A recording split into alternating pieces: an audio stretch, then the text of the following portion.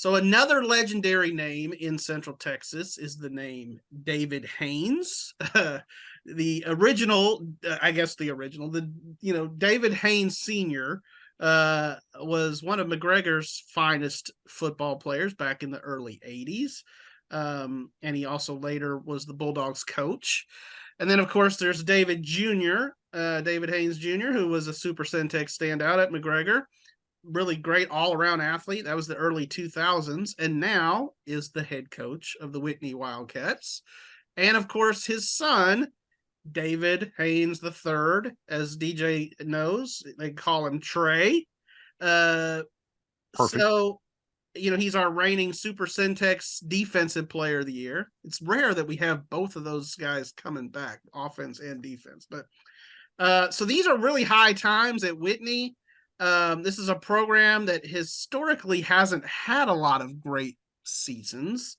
So it's kind of a two-part question here. Do you guys think that the Wildcats can beat out Grandview, win that district? And just how far is this team capable of going in the playoffs? What do you think? I haven't seen Grandview yet. I will this weekend when I go up to West. But I have seen Whitney, and I think, they're, despite the fact that they're 7-0, I feel like there's not enough buzz around them. Like, I feel like we haven't talked to them about them enough, or that we haven't heard other people talk about them enough. I mean, it's not just Trey. They've got a great quarterback in Mason Seeley. He also threw for 7 touchdowns this past weekend. They have a great receiver in Jared Anderson, who stepped in at quarterback 2 weeks ago when Seeley was sick and threw for like over 200 yards and ran the ball. So, not to mention just a plethora of talent around them. And on defense, Tegan Winkler is another one of those guys on defense that really just puts in really hard work. And I'll have to get back to you on if they can beat Grandview after I see them play West. That's fair. Yeah. But I do think that Whitney's got a chance to make a really deep run in the playoffs this year. I know they were playing one of those Dallas charter schools last week or whatever, but 85 points is 85 points. They put up 85 points last week. They would have stopped a 6-man game. Yeah, it would have been stopped, exactly. Some of those 11-man games need a mercy rule. Chad, what do you think? Well, I'm going to use this opportunity to talk a little bit about football culture, because the kids that are on varsity, aside from Trey Haynes, who moved in, they were at Valley Mills for a year. I think they were in Marlin for a year and then Valley Mills for a year. And now they're at Whitney in his second year there. But the other kids on the team, they were in probably middle school in 2019 when Whitney went 11-2, and they saw that, right? And that had to stick in their heads a little bit. Like, this is what's possible here. Because like you said, before in 2019, Whitney had kind of a, they'd been in the desert for a while, if I remember correctly. No, you're absolutely right. In fact, there's some really good high school football history sites out there. We'll plug a few of those. Of course, Jerry Forrest is probably one of the most famous ones. Pigskin Prep. He's been a nominee, Chad, for the Texas High School Football Hall of Fame for a few years now. I think he'll get voted in eventually. But there's another one called Texas High School Football History.com, and I looked this up. Whitney, from 91 to 2003, so Dave can remember this, they lost 67 straight district games. Yeah, they were bad. They were bad. And I can remember when I was kind of coming up with this question, I was thinking, that 2003 team was really good. I remember Paul Hurst coming in and kind of giving them some hope. Matt Hurst was the quarterback.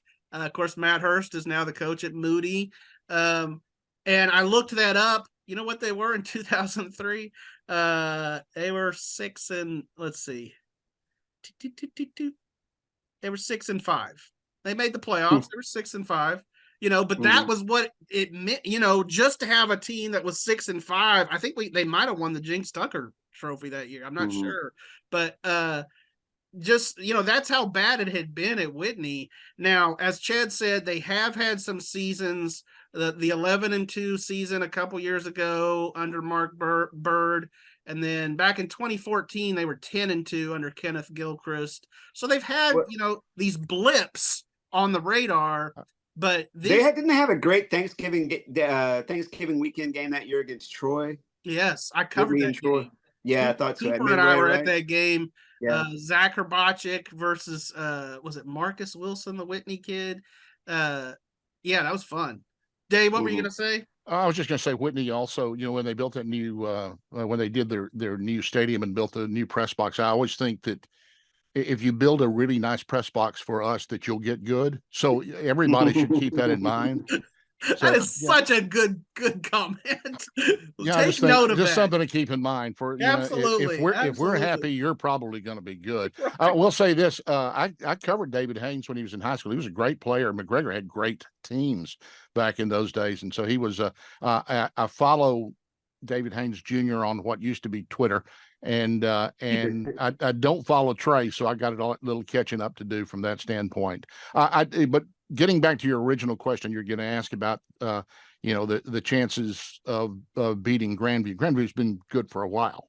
That their only loss this year. I mean, you can talk about 7-0 in Whitney, and well, you should, but their only loss at Grandview was to Malakoff, and they play Malakoff every year, whether it's in district, whether it's in non-district, whether it's in the state championship game. They play them every year, and losing to Malakoff, there's going to be a whole lot of teams that lose to Malakoff the rest of this year. Yeah, absolutely. Now, I'll also say West has shown the path to victory against Grandview for Whitney, because did they beat them the last 2 years, Chad?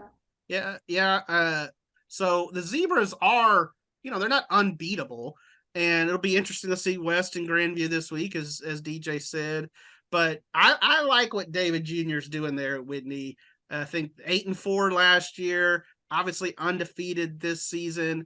And again, they haven't had a lot of double-digit win seasons out there at Whitney, and I think they're going to at least get to that and, certainly have the chance to play past Thanksgiving.